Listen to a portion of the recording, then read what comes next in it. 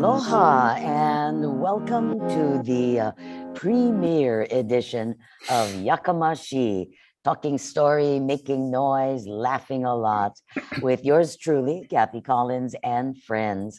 Big mahalo, arigato gozaimasu, to the Nisei Veterans Memorial Center for conceiving of and presenting this series. I'm really excited to be doing this. We'll be putting Yakamashii on every other month, and today is the very first edition, the inaugural edition. And I'm delighted to introduce my inaugural guest. Now, Nisei Veterans Memorial Center supporters and patrons are familiar with this guy. I'm going to cut the intro short, Alton, but Alton Takiyama-Chung is of Japanese and Korean ancestry. He's a master storyteller. He has traveled around the world telling stories, sharing cultural information about Hawaii, about the Asian experience. I know he does Asian folk tales as well. And lately he's been doing a lot of research and retelling of stories of the Nisei vets, among many other projects. So, but I'm going to let him talk about it. Now I'm talking to him. Now I'm being Yakamashii. Welcome, Alton. Oh, thank you so very much. I'm excited to be here. This is going to be great fun. It is. I'm looking forward to this. So we've been friends for a good number of years. We met through the storytelling circuit, and but we never get to really sit down and just talk story together. Mostly we see each other at festivals and things, and we get to enjoy each other's presentations, but we don't get a lot of just hang around time together. So I'm really looking forward to this next hour. First of all, the title of this series is Yakamashii. I'm wondering, how often did you hear that growing up? A lot, along with bakatare or use your atama. Oh yeah, plenty time. So you grew up on Oahu, Yeah, I grew up in Kaimiki in Honolulu. and your mother was Nisei. Yes, she was born in the plantation camps, and so I'm third generation. What's the Korean equivalent of Sansei? Not sure. But my dad was also born in the plantation camps. I guess both of them went to, I think Wailua, not Wailua, Waipahu side, and they went graduated from Lelehua, and that's where they met. And I don't really know much about what the Korean third generation would be. So growing up, would you say that the Japanese side of your family had a greater influence on you than the Korean side, or at least as far as cultural practices and so forth? Yeah, I think in the family, my mom was the talker, and my dad sort of nodded and went along with whatever she said. But I think, she was the one who really kind of pushed a lot of, read stories to me, pushed education, and really sort of impressed upon me a lot of the cultural practices and things that we traditions that we still carry on even today. So as a kid growing, what schools did you attend? Let's see. I went to Mother Rice Preschool, and then I went to Liho Liho Elementary in Kaimiki, and then I transferred over to Iolani, and I graduated from Iolani, and then I went. Oh, Iolani. Yeah, well, the thing I blame my fourth grade teacher for that because I was one of those kids like got really bored in school, and I started causing trouble.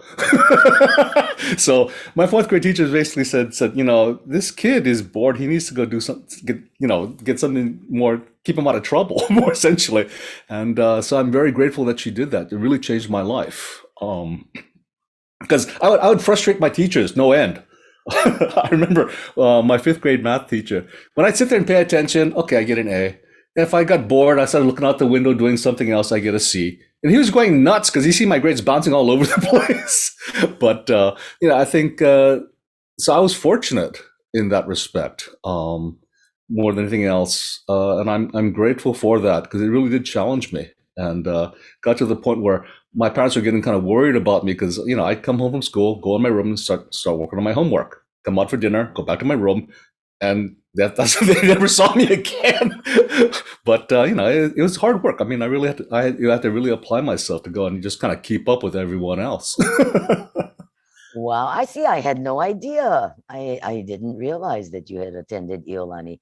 I just assumed it was like, Kamuki High School or McKinley or, one of those. But I and before I ask you more questions, I do want to point out to our attendees that the question and answer function is available to you. So if you've got questions that you would like to ask Alton or comments, please feel free to type them in, and I'll try to multitask and keep track of that, and then we'll go from there. And if nobody has questions, don't worry, Alton can talk the whole time on his own. Yeah, that's a learned behavior. So where did you learn all of this? Were you involved in speech and drama at Iolani? I was involved in speech and debate, and but it was more because my friends were doing it, and I was terrified to get in front of an audience. I mean, I would break out in hives, literally hives, if I had to get in front of anyone, and the sweaty palms and the whole bit. And from there, it's just kind of like, okay, I got a little bit of confidence, but I really didn't really like it. Didn't really like being in front of people. It wasn't until I think many years later when after I got my first graduate degree and I was working on my second graduate degree, I got a job teaching a basic computer level skills class at Oregon State University to kind of finish up my education. And I had to get in front of this classroom of students and say something intelligent to them. And at first I started looking at the back wall, and then the tops of their heads, and then their ears. But that kind of because I had to do it 3 times, 4, 6 times a week sometimes. That kind of got me over, at least get comfortable, at least understanding what I'm doing up there. And but I still really didn't like it. I was still kind of like that anxiety of getting in front of people all the time. So how in the world did you end up becoming a storyteller? Well, after I was working, I got a full-time job, was working, and I got bored. I'm always getting bored. Let's see. I took class. There's a local bookstore in the town that I was living in, and I knew the bookstore owner. And I said, "What's this storytelling class?" Go ahead. This is on the mainland. Yeah, this is in Corvallis, Oregon, and I was working there. I did both my graduate degrees there, and I knew this local bookstore. And I said, guy, I knew the owner. He had his newsletter. He said, "Storytelling class." I said, "What's this storytelling class?" He said, "Interesting story behind that." I said, "What do you mean?" He said, "Well, I got to post it, had all this information on it." So I put it in my newsletter. And after I published the newsletter, I got a phone call from this lady, said, "I guess I'm teaching a class." He said, "What do you mean?" She had given him that post-it a year ago, and it kind of floated around his desk for about a year. And then he finally put it in his newsletter. I said, "I got to take this class. This is too weird." And so, we did theater games the first time. They said, "Everyone go home, prepare a story, come back and tell it." So I had done, I'd done speech and debates. I knew a little bit about preparing material. So, and I just come back from South Africa. I was visiting some professors of mine who were on sabbatical in South Africa. And I had a book of South African folktales. So I said, I just picked one and memorized it, came to class, told it. And this lady kind of looks at me and says, "Okay, what are you going to do with this talent?" I looked at her and said, "Nothing. I don't care." I mean, I get a job, I get a car, I don't care, It turns out she was the head of the local storytelling guild. And she came after me. So I said, "Okay, fine, I'll tell stories with you guys, a year and a half." Then I put it aside and because I got interested in something else. And I moved up to Portland. And about 2003, I joined the local storytelling guild here in Portland. And I kind of got to know people. And they said, "Okay, well, there's this thing called a showcase down in Salem. You should do this." I said, "Okay, what do you have to do?" You have 5 minutes on stage, you tell one 5 minute story, and that's it. I said, I can do that because I had one 5 minute story. That's it. So I went and got up on stage, told this 5 minute story, and said, great. That was a great experience because I haven't been in front of an audience in a long time. Then I started getting phone calls. Come to my library, tell stories for an hour, we'll pay you. And I said, pay? Money? Really? Whoa! And so that's how it all kind of got started. I mean, I had no idea what I was doing and, was getting paid to do this stuff. So I was kind of making lots of mistakes, but that's how it started. And as I got to know more storytellers, it's a very welcoming community. People were willing to talk to me and answer my questions. And that's kind of the very beginning of it. Well, That was about almost 20 years ago. What was your profession before that? What are your degrees in? Okay, I have an undergraduate degree in zoology from University of Washington. Zoology. And, yep. And then I went and got a master's in oceanography. And so I also wanted to be a scientist. And so I was a scientist for a while. And in fact, I ran a research project for about, several years without a PhD. And I worked for the U.S. Fish and Wildlife Service for a while. I worked for the National Marine Fisheries Service. And then at the time, because I was running a research project, I didn't have a PhD, and my major professor who had 25 years in the business, international reputation. He wasn't getting any research money. I said, gee, I got to a point where I had to either get a PhD or do something else because he was going to retire. And so I said, all right, well, I really don't like reading or writing research papers. I thought they were really boring and dry. So I said, okay, I got to do something else. And so I kind of wandered around, trained to become a massage therapist for a while. And then I said, nah, it's not going to work. And, this is like the mid 80s or so. And I was a male masseuse. I could put people to sleep on my table. But, people were really hesitant, to even approach a male masseuse at that time. And there's a husband and wife team who taught me. And they said, I asked the husband, how long did it take you to become self-sufficient? He said, 3 years. I said, your wife carried you for 3 years? He said, yeah. I said, well, no one's going to carry me for 3 years. I could do something else. Yeah. And so, so that's when I went back and got an MBA. And that's when I started working went to work for some high-tech firms after that. So that's kind of what I was doing. Wow. This is what happens when you don't know what you want to be when you grow up. Yeah. So we've got a couple of questions already. And so I'm going to go to there's another one. Okay. Actually, William wants to know, got any good fishing stories? Fishing stories. Oh, lots of fishing stories. My gosh.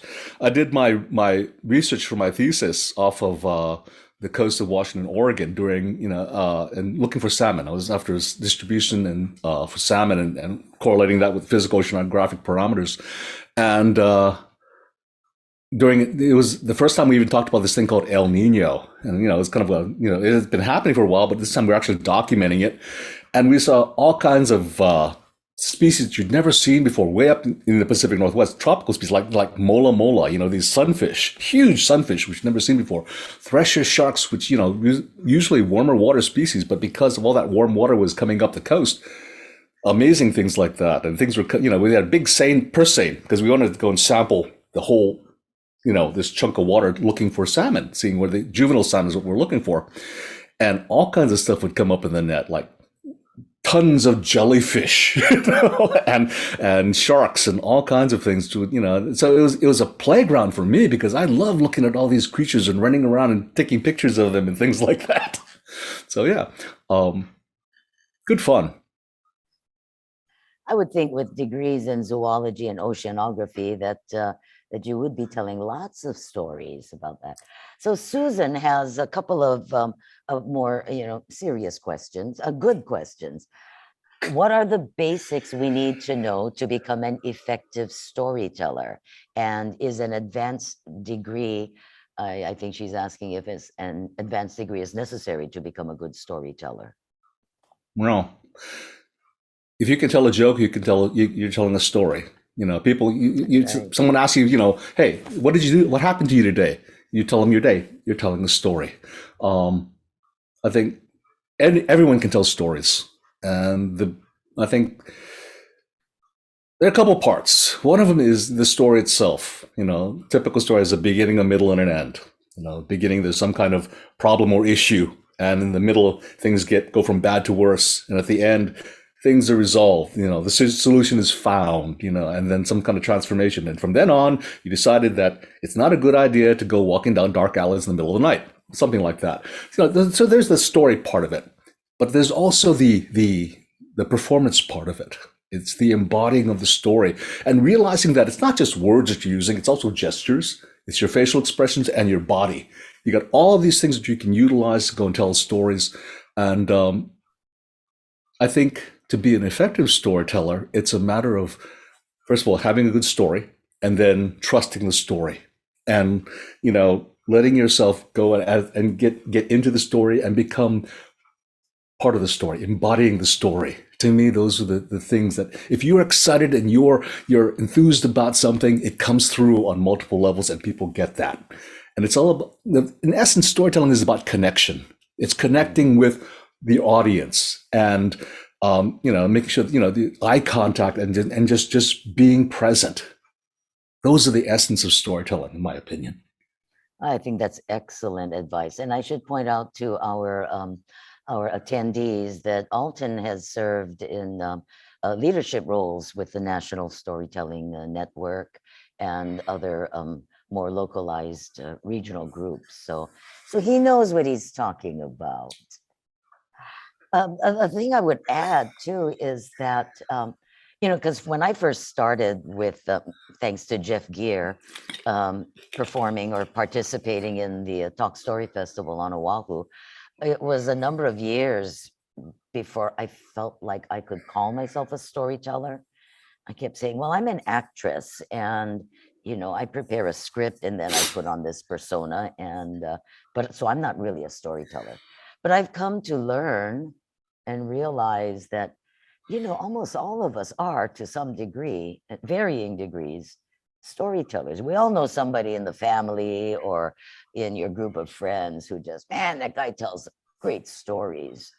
And most often they haven't had any training or public performance experience, but they have what you just pointed out. They got a good story to tell and they have a connection to that story. They share it because it's fun, it's meaningful or whatever. And that just captivates the audience of 1 to 100 to 1,000. I think, in essence, we are narrative-driven creatures. I mean, this is how we make sense of the world, how we talk about the world, how we relate to each other. It's all through story. It's like, this is what happened to me today. Oh, I remember this. This is why we don't do this. All that just comes from us, how we relate to the world, how we make sense of, oh, this is the reason why this thing happens this way. That's all story. That's all narration. And so we are geared to go and to be storytellers. That's absolutely true. And you look at the Hawaiians with no written language, everything, including the creation chants, everything passed down through the oral tradition. Allison wants to know if you have documented your stories into books. No, I haven't. People have asked me to do this, and I've talked to some publishers, but it's a lot of work, and I'm essentially lazy. In my opinion, part of it is I think that I am. Easy it's and bored. Yeah, easy and bored. As a storyteller, I've got a finite amount of time, 10 minutes, 15 minutes, 20 minutes, whatever it is. So I'm doing the best I can to squeeze as many words out of a story as I can to get it down to the essence so I can get that information across and paint a picture for you. In a book form, I have to do exactly the opposite. I have to add words, add descriptions, and they say 300-page minimum. And I'm going, that's a lot of stories that I got to put together. So I've gone back and forth about that. Maybe later, I'm thinking, when as things progress. But right now, I'm much more interested in creating and researching things that I can relate to people, that I can perform. maybe when I get tired of performing or something like that, that's when I Exactly. start working on Well, that stuff. when you get bored with I get bored with it. person in public, and maybe you'll sit down and write that book. But it is a whole different dynamic. I know from watching you that a lot of your enjoyment of the art comes from that connection with the audience, not just the connection with the story, but I know. And both of us through this pandemic, we've done storytelling and performing online.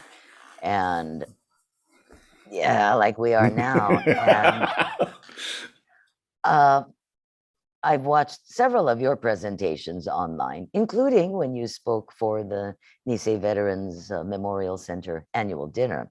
And it's captivating, but as a performer, don't you don't you feel like there's something missing when you're doing an online or on-camera presentation? Oh, definitely. I mean, there is something, this is fine. I mean, this is as close as we can get for to being, presenting stories to an audience. And I don't think that this media is ever going away now that it's been established.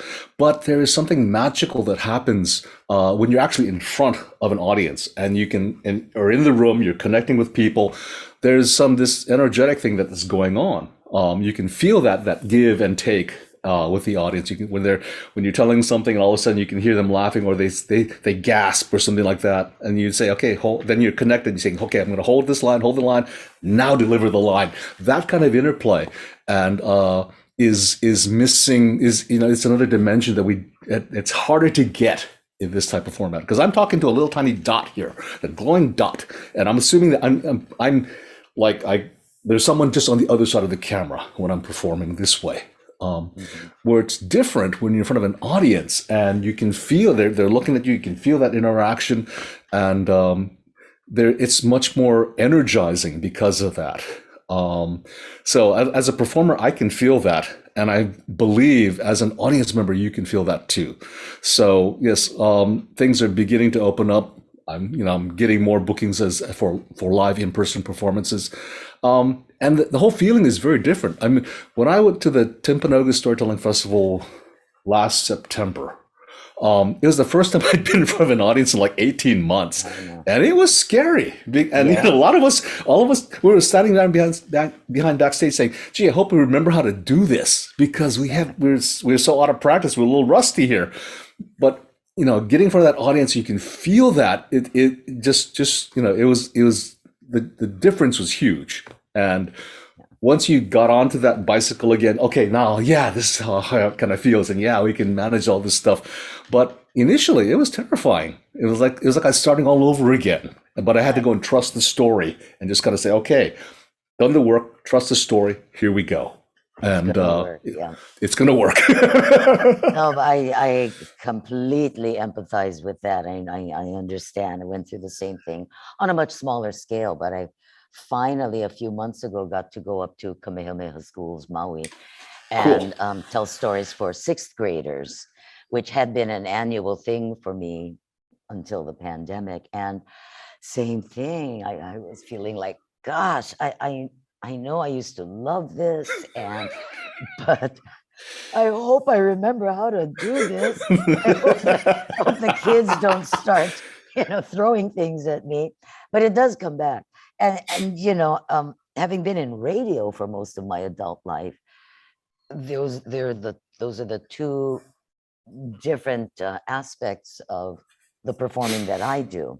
And I was going to Mhm. say, on the radio, there's something magical. I don't want to sound all airy fairy, but even though it's just you in a tiny little room, usually with no windows, talking basically to yourself and playing music for yourself, somehow when you're doing live radio, you do sense that there are a bunch of ears out there that are listening and appreciating. Um, and so I kind of feel like it's the same. I try to tune into that when we do online stuff, but to have a live audience. Went to Hana school once and told stories for the entire student body from kindergarten through 12th grade. And so I Oh, was, well, it's Hana, so it's hard, it's not yeah. huge, No, but still, but I to mean, get a that's story, yeah, stories that yeah. that whole age group. But so the kindergartners were all seated on the floor. It was in the gym, and they're seated on the floor just a few feet away. And I told the story about Pele's Holua race, which you've heard me tell a bunch of times. So when I get to the part about Pele going down the mountain and beating the Kahavali and Ahu and going, "Phew," this little boy sitting right in front of me goes, "Wow." And it was just, I think that's one of my favorite audience moments ever. It was like, this kid really saw in his mind's eye, he saw Pele going past. And when he reacted that way, I was kind of swept along too, you know. It's yeah, okay. The questions are piling up. I gotta Oh, I okay, gotta okay. stop being Back so to work. Back Yakamashii. to work. Back to work. Okay, so Susan points out how Amy Tam draws on her family history and her cultural roots. Susan would like to know if you've told stories about your own family's cultural history. Sometimes. I mean, there are a few times when I have. I mean, I don't tell a lot of personal stories because I'm essentially a very private person. Um, like I said, even talking like this is a learned behavior that I learned because it's not the way I was brought up. So I do tell personal stories, but they're more things that revolve around something that really resonate with me, that I really need to go and work out for myself. And because sharing, the personal stories for me is like, really, okay, open kimono, here we go. So it's a little scary. For me, it's really scary. I do it occasionally, and I have written a few pieces. I do a lot of things that, like the talking about the Nisei veterans. It was something, stories that I heard growing up, but I really didn't know much about it until I really started doing the research and diving into it. And that has really kind of opened my eyes to many, many things, but it's always a little bit removed. It happened to other people. Talking about things that actually happened to my family, well, it gets a little closer when I talk about the plantation stories, because I remember the stories that my parents have told me about growing up in the plantations, and I'm talking to these other people who also live that plantation experience. When I relate to those plantation experiences, I can blend the two together and then get that connection going. But actually talking about my family members and things like that, one, I think it's kind of boring because I had a very boring life. And for me, I thought I had a pretty boring life to begin with. So I do, and it colors my work, but I don't really delve deeply into my family stories or anything like that. Besides, your mother would probably Well, she's spinning in her grave right now, I'm spin them. sure, even just doing this kind of stuff. Because, again, why would you ever want to call attention to yourself? What's wrong with you? Da, da, da, da, That's da. right. Yep. Sit down, be quiet, and listen. Yeah. That's And right. don't be sharing stuff about our family. But you do Don't you tell, dare share things about our family. Oh, yeah, yeah, but yeah. a You hear that lot one of, loud and clear. yeah, but a lot of your storytelling does deal with cultural history. Yeah. As you say, like so much work you've done with the Nisei veteran stories and others I know you have as well. Let's see. Jason wants you to tell us a ghost story, which I think we can talk him into it, Jason, but let's hold that for a little bit.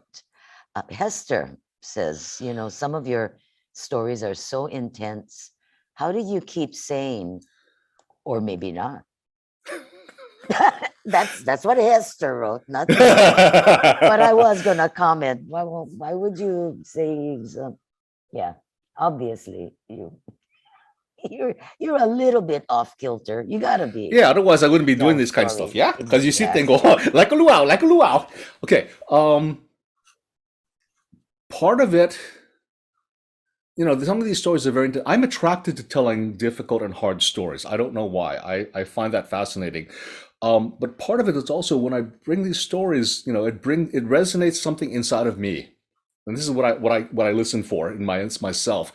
Um, if I'm uncomfortable, something that resonates inside of me, I need to find out what's going on with me. Because lots of these hard stories addressing my own personal healing.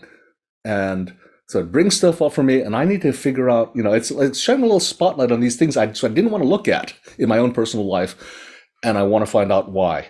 Because if it brings up emotions in me, that means, okay, I'm onto something, and I follow that down until I figure out what it is that's bothering me. And sometimes I've got to, bounce it off other ideas. And so I keep telling myself the story, working myself until I understand and I can work through my own emotions about some of these things. And so that I get to the point where I can get into the story, I bring those emotions right up to the surface and hold them there. I hold them there so that the audience can have their own experience about what's going on, what it brings up for them. And then if I can immediately switch and become another character and continue on, that means I've done my work. I've done my own personal process work. Because if I bring those emotions up and I break down on stage, all of a sudden everyone gets popped out of the story and they start caretaking. They think, what's wrong with him? I hope he's okay. That's not the point of this. For me, the point is to go and work through my own personal process so I can bring those intensity, those emotions right up to the surface, hold them there so you guys have your own experience of what's going on in this situation, if it resonates with you, whatever's, and then I can move on to continue on the story. And you're still in that story. That's my job. I'm the conductor. I bring you onto the train of the story. I take you all the way through the story, through its ups and downs, and I bring you safely home on the other side. That's my job. If it brings up stuff for you, then, that opens the doorway for the audience to investigate, what's going on for them, or does it trigger other memories of other stories? But that is, I brought you home safely, and, that's kind of what I do.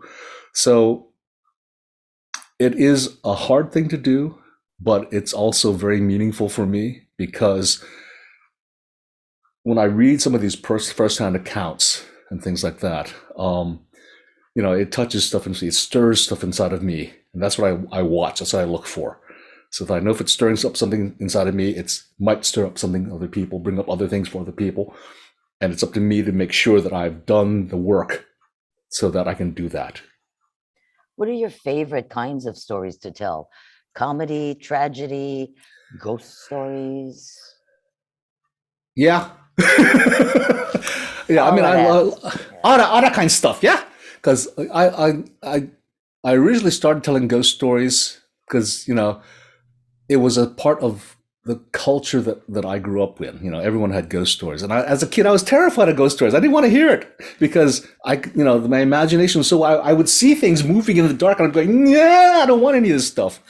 And so, yeah, ghost stories are important to me because I'm fascinated by them now, and especially stories from Hawaii. It's like, okay, this is the slice of life that I heard growing up, and this is what I want to relate to other people, saying this is what it was like for me. Hard stories are important just because, like I said, I'm attracted to telling them. Humorous stories, I love telling humorous stories, but half the time I don't think I'm very funny. And so I really have to work into the story to make sure that I think it's going to be funny. Because lots of times I'll tell a joke and it goes crickets. Okay, move on. And then I'm talking about something else and everyone's laughing. I'm going, why are you guys laughing? So for me, it's like, okay, I got to work some of this stuff here. So I'm trying more and more to write more humorous material because I think there is need, especially in difficult times. People want to laugh. So and so that's an art form. That really is an art form. I look at people like Bill Lepp, who he specializes in things like that, or Andy Alfred Irwin. These are people who I look up to that I know that these guys are great humorous storytellers, and I trying to figure out, okay, how can I capture the process of what they're doing, apply it to what I'm doing, and see if I can't work some of that magic. So tall tales and things like that. Yeah, I'm beginning to try and experiment a little bit with that. So that's my edge. That's my frontier where I start working at. Historical stories, I've done a lot of that. I know I can do it. There's probably more that I can continue to do. Ghost stories, I think they're just fun, and I just love hearing them. I listen to lots of ghost story podcasts and things like that. Because I'm just fascinated by that type of things just beyond our reach. That's just out there. We know it's out there. Our technology hasn't caught up with trying to explain it yet. but it's gonna happen, I'm sure. So until then, it's magic, and that's good enough for me. Well, I think now would be a good time to fulfill Jason's request Oh for dear. ghost story. Oh, how A long short ago are we one, so we talking? can keep Short talking. one. Short one. Yeah. Short one. Short one. Let's see.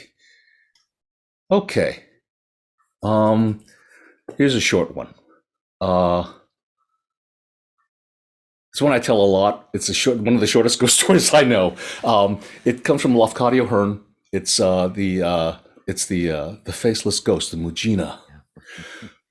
See, in Hawaii we talk Mujina as faceless ghosts, but it's actually, and that's what it's, and this goes back like been told for hundreds of years in Japan. Lafcadio Hearn is an Irish Greek immigrant. He wrote it down. He immigrated to Japan about 1890. He wrote down some of these stories that he heard the old Japanese storytellers telling, and he published them in the West about the turn of the last century.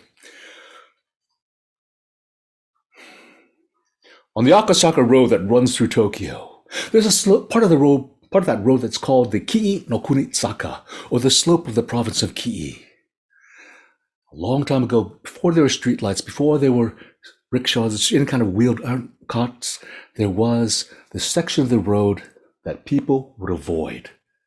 They'd never want to walk on this road after the sun went down because of the Mujina, a faceless ghost that used to haunt this section of the road.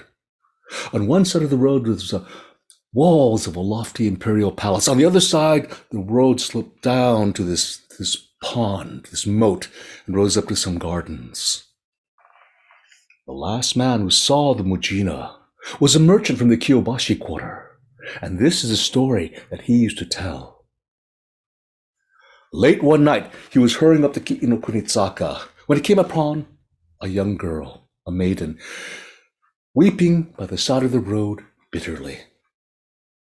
He walked up to her and noticed that she was dressed in a fine silk kimono and her hair was done up in the style of a noble house. He said, "Oh, Jochu, honorable maiden, please don't cry. Tell me what is wrong and perhaps I can help you." And he meant what he said because he was a very kind man. But the woman just continued to weep and road. She raised up the sleeve of her kimono and continued to wail and moan behind her sleeve. "Oh, honorable maiden, this is no place for a young girl this late at night. Please tell me what is wrong, and perhaps I can help you." The woman continued to moan and weep bitterly until the man put his hand on her shoulder. "Oh, Jochu, honorable maiden." And that is when the woman dropped her sleeve. She turned to the man, passed her hand across her face, and he saw that she had no eyes, no nose, no mouth. She had no face. "I screamed!" Went running up the Kii no Kunitsaka as fast as he possibly could. He could hear that slap, slap, slap of her wooden geta following him along, and her laughter going, hee hee hee hee. Oh, he ran. All his lungs were on fire. He kept running. His heart began beating out of his chest, and he ran. He continued to run. Sweat trickled down his back and collected down his back. Oh, that chill, that tingle. And he kept running and running until he thought he could run no more. And then way out in the distance, he saw a dim light, like the light of a firefly. He thought, light means people means I'm saved. And he ran toward that light. It turned out to be the lantern of a traveling soba, a noodle seller, who just set up his stand there at the side of the road. This merchant threw himself down at the feet of this soba seller, going, "Kore, kore, kore. What is wrong? Is someone hurting you?" No. What? Robbers? No. You don't understand. It was a woman. A woman? What? Here. Have some noodles. They will calm you down. Oh, thank you. Oh, it was terrible. This ghastly woman. What kind of woman? No, you don't understand. Oh, she had no eyes, no nose, no mouth. She had no face. Was it anything like this? And that is when the merchant saw that the soba seller had no eyes, no nose, no mouth. He had no face. And that is when the candle went out.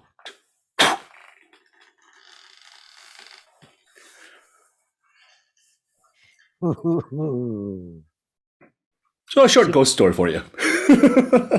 Chicken skin. That was weird. The lights just went out in here in the center. Yeah, well, they Yeah. have an appreciation for that. I am convinced that spirits come to listen to stories, especially, if there's stories that are, they want to make sure that you're telling the story the right way.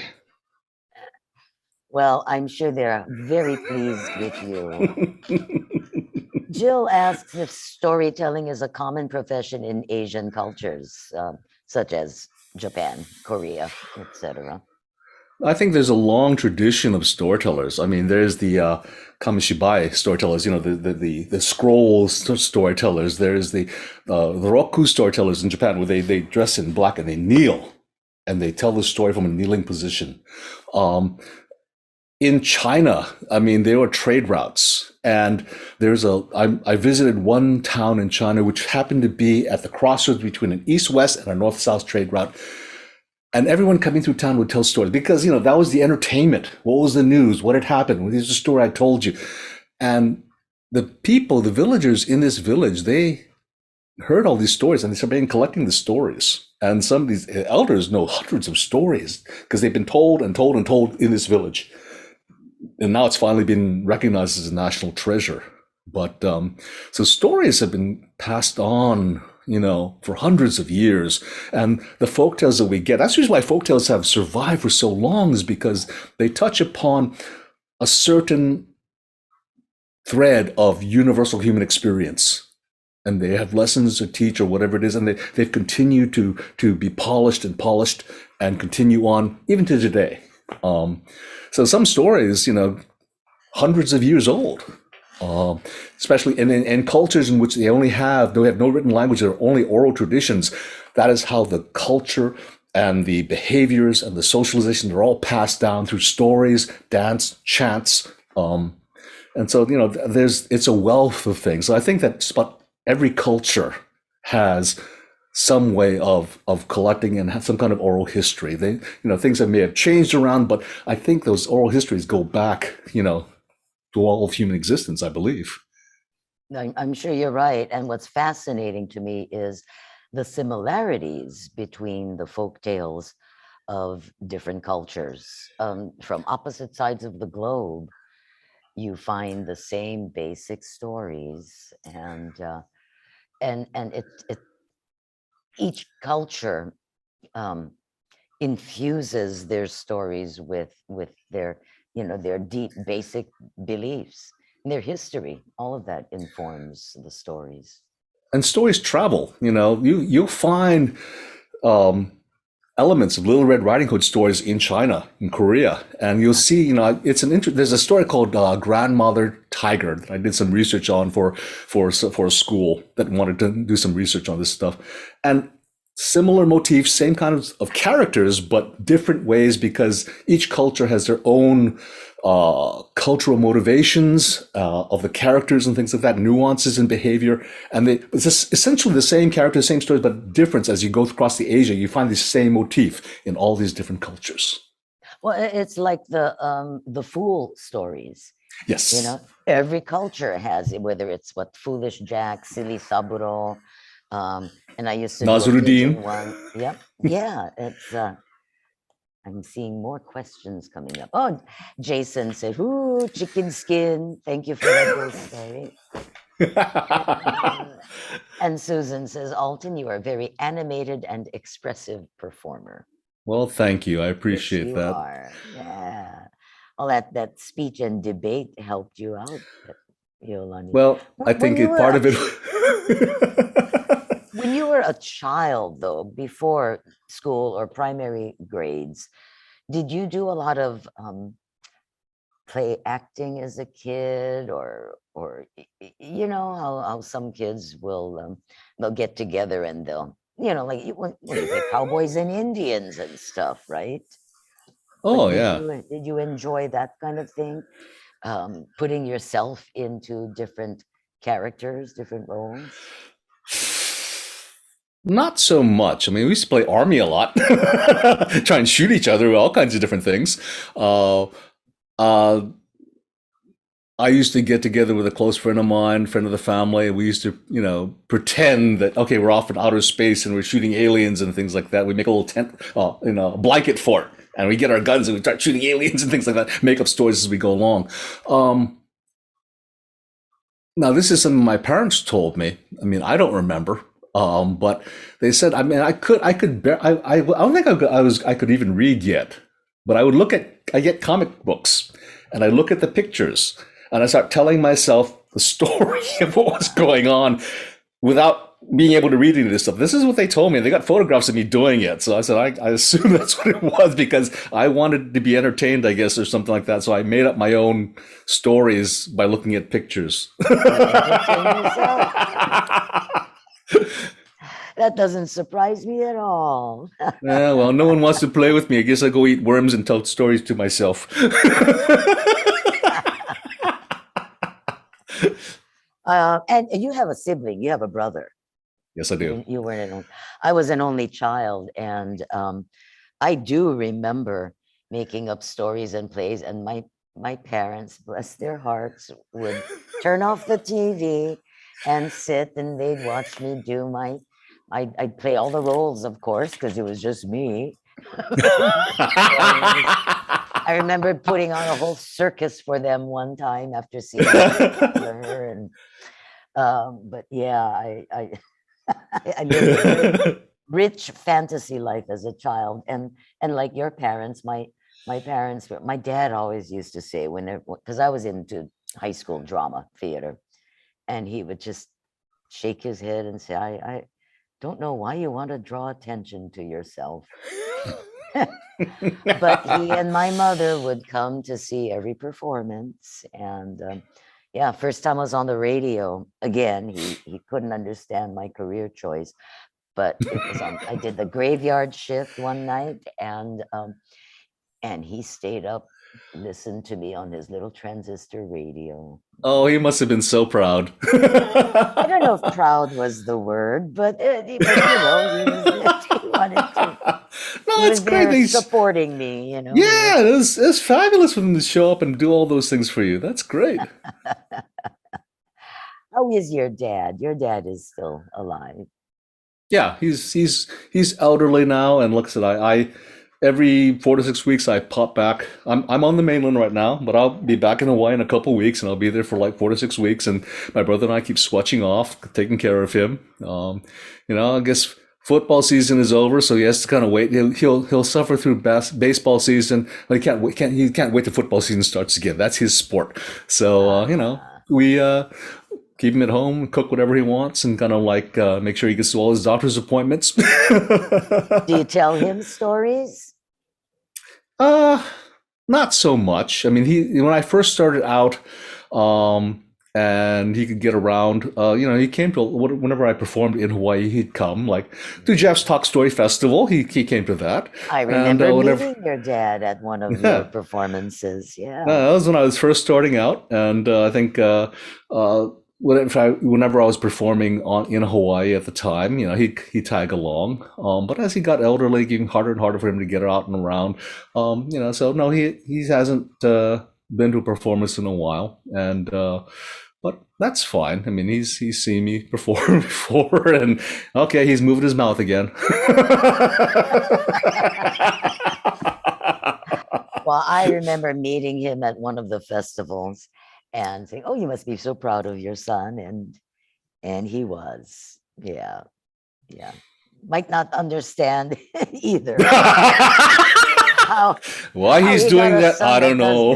But he was very proud of you. I can't believe how quickly the time is going. We only have about 10 minutes left. Thank you, Susan. Susan says we both have very rich imaginations. Yes. I'm really pleased that you have you got another one of those. What's the first 5-minute story you learned? We got 5 minutes. Do Oh you gosh, remember it? I'm trying to remember it now. The South African tale that you Oh no, that was a longer memorized. tale, and I don't remember that one at Oh, all. um, Gosh, I don't remember, and I haven't told it in so long. Um, but I can see if I can come up with another 5 minute story. You want a okay. 5 minute story? Is that what you're looking for? Five or less. Yeah. Can we Okay, do that? sure. Here's one. Here's a story that I came up. Chinese New Year. This is the year of the tiger. So here is a tiger story. It comes from China. It's called Frog and Tiger. Once upon a time, there was Frog. He was sitting there on top of the grass next to his creek, going, "Ribbit, ribbit, it's going to be a good day." Well, it just so happened from around the bend in the creek there came Tiger. Tiger was hungry. Tiger had just woken up and he saw Frog. The tiger began moving toward Frog. Frog was sitting there going, "Ribbit, ribbit, ribbit." Uh-oh. He saw Tiger. There's no way he could escape, and Tiger was coming up to him. He said, Frog got an idea. "Good morning, Mr. Tiger. How's it going?" "Oh, looking pretty good. I think I just met my breakfast." "Oh, you don't want to eat me, Mr. Tiger?" "I don't." "Why not?" "Because I'm the king of the frogs." "King of the what?" "King of the frogs. I'm the best frog you ever did see." Looking mighty tasty to me." "Oh, no, no, no, no. Tell you what, Mr. Tiger. Let's have a contest to prove to you that I'm the king of the frogs." "Oh, yeah? Okay. Uh, you're a frog. Frog likes jumping. Let's have a jumping contest. Tell you what, who can jump the furthest wins. And if I win, your breakfast. And if you win, then I'll let you live. How's that?" "All right, Mr. Tiger." "Oh, great. I'll go first." And Tiger dug his claws in, waved his tail around. He was going to make this prodigious leap. Frog hopped around to the back of Tiger and hunk bit into Tiger's tail. Then Tiger leaped across the river, just landed on the side. Turned around. "Oh, how about that, Mr. Frog? Where'd he go?" "Not bad, Mr. Tiger." "Oh, how'd you doing? What you doing back there?" "I told you, Mr. Tiger, I'm the king of the frogs. And I beat you." Tell you what. Let's have another contest." "Another contest?" "Yeah, let's have a spitting contest." "Spitting contest?" Yeah, twee." "Okay. Tell you what, you go first." So Tiger had just gotten up. He just woken up. He tried to get some spit. He hadn't had anything to drink. And it was early in the morning, so he went, "Ha! Not too much, not too far." "Not bad, Mr. Tiger, not bad. Tell you what. Now it's my turn." Frog got up there, went, "Hum, hum, hum, pwee," and he spit out all of that tiger fur that he had bit off of Tiger's tail. Tiger looked down there, looked at Tiger, looked at the fur, looked at the frog, looked at the frog, looked at the fur, looked at the frog again. That's tiger fur. Where'd you get tiger fur?" "Oh, I'm sorry, Mr. Tiger. That's just a little bit of something I couldn't digest from last night's meal." "You ate a tiger?" "Yeah, I did. A small one, about maybe your size, but you ate a tiger." "Yeah, but you have nothing to fear from me, Mr. Tiger. I'm quite full." "Okay. Uh, Tell you what, Mr. Frog, you have a really good day." And Tiger leapt off and disappeared. And Frog sat there on his tuft of grass, looking around, going, "Ribbit, ribbit, it's gonna be a good day."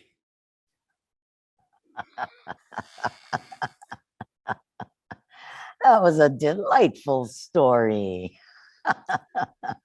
Is that a folktale from a particular culture? It's a folktale from China. From China. Like I That's said, right. yeah, That's right. like I said, it was Chinese New Year, so I decided to start doing some research on some tiger tales from China. Oh, that was delightful. Thank you so much, Alton. Let me check our time. Oh my gosh. Well, we got about 6 minutes left. Any other final thoughts that you would like to share with our audience, our attendees? Well, I think first of all, I'd like to thank the Nisei Veterans Memorial Center for putting this on, and thank you for inviting me to be your inaugural guest. Oh my goodness! But Thank I you. really like to encourage everyone out there. everyone can tell stories. And, I would go and encourage you to go and talk to your elders, your father, your mother, your grandfather, your aunts, uncles, cousins. People have stories.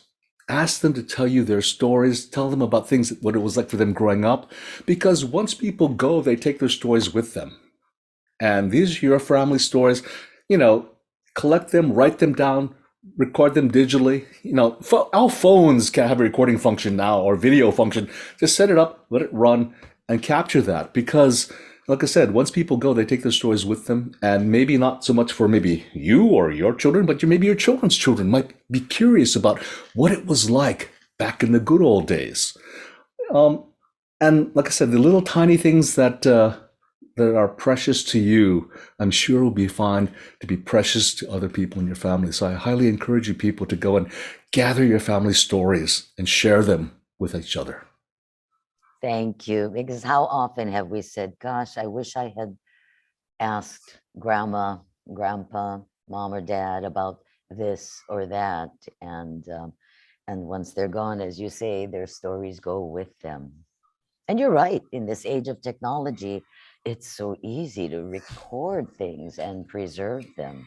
Do you like my background here? Yes, it's fabulous. 1,001 cranes. I'm sitting in the brand new, just opened Stanley Izumigawa Resource Center at the Nisei Veteran Center. And interesting that you would say 1,001 cranes. So I did a little bit of research. I was asking Melanie Agrabante, who is the research archivist person here at the center. She strung all of these cranes together. And I asked her, I know it's 1,001. It's always been that, for weddings and so forth, but how did it come about to be that? And she said, we get visitors from Japan and it confuses them because in Japan, it's 1,000. Right. The Sembazuru is 1,000 cranes. And so the 1,001 appears to be a Hawaii Japanese tradition. Do Yep. you happen to know how that came about? How come we had to add that one? I'm not an expert. I remember that the Japanese Chamber of Commerce in Honolulu has a person who actually made a little presentation. It came on Kiku one night. I remember watching that, and I don't remember exactly what it was. I think it was something to do with um, the plantation workers who came over, and that one switch about adding another crane to that. Usually 1,000 cranes, and also goes back to that whole story of after World War II of the 1,000 cranes for the I've forgotten her name For right now. her, The person, yeah. the woman who was affected with the radiation, and people told her if you fold 1,000 cranes, you will get your wish, and she didn't quite make it. And she died. But there's a whole story behind all of that. How I think the janitor of the school decided that he wanted to go and do something special, and he had all the kids fold the cranes, and they collected money, and they created that actual monument to this girl who passed away. And right now I'm blanking on her name, but yeah, I did a whole bunch of research on that one, and it's another story, work in process that I haven't quite gotten around to. But yeah, and I remember her brother just created a new book about that whole experience and what the true story was all about. Because the one that was published that everyone reads, there are some inconsistencies in facts and things like that, and stretching of the truth. But this latest version that I remember him getting actually does have a more accurate account of what actually happened and what was going on at the time. But again, yeah, that's what I know. Incomplete. Which is a lot, but it's an ongoing mission to gather these and so many other stories. All right, we are pretty much out of time. I want to thank Alton Takiyama-Chung for being our guest on Yakamashii. And I want to thank all of our attendees, and a huge gratitude to Deidre Teagarden and Melanie Agravante and the board of directors and all of the supporters of the Nisei Veterans Memorial Center. What a treasure we have here for our community and really for the world. We get visitors from all over. You're going to have to come here next time you're on Maui and pay a visit in person, Alton. Oh Right, yeah. right now, downstairs in the education center is an amazing exhibit. I am looking up the actual official title of it. It's going to be up through May, but it's Internment Stories from Maui. Ooh. And yeah, we always have just a fascinating exhibit here. And now that things are loosening up with the COVID restrictions, hopefully more people will be able to come and attend. The next online presentation by the Nisei Veterans Memorial Center will be an afternoon with the author, which is another regular series like Yakamashii will be. And on March 19th, it'll be Scott Kikawa, who just came out with his second book, Red Dirt. Scott wrote, oh my gosh, I'm like Kona Winds. And so we're excited to have him as our Zoominar guest, March 19th. You can register for that at the nvmc.org, and you can find out a lot more about the center and the many activities and offerings, nvmc.org. Once again, Alton, thank you so much. Never stop making noise. Well, I appreciate that, and I really want to thank everyone for tuning in today. Thank you so very much for tuning in, supporting the NVMC, and making this first, Yakamashii so wonderful and so successful. Thank you for all your questions. Yay. Mahalo. We'll see you next time. Aloha.